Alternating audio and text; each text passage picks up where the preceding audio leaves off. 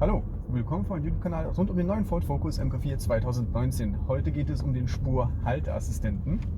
Der Spurhalteassistent wird aktiviert am linken Hebel mit dem seitlichen Knopf. Einmal draufdrücken, Spurhalteassistent ist eingeschaltet. Er ist aber nicht aktiv. Aktiv wird er erst ab 65 km/h. Dann wird er erst grün, wie ihr seht, und hilft uns. Was macht er?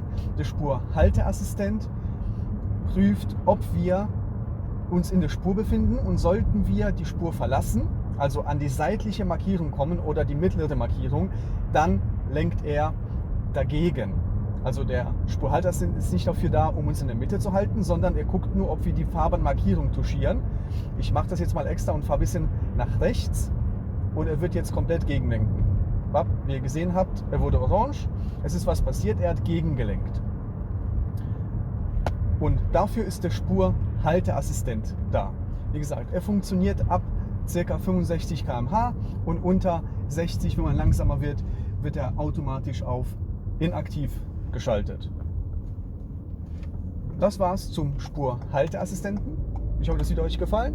Über ein Abo würde ich mich freuen. Ich wünsche euch noch einen schönen Tag und bis zum nächsten Mal. Ciao!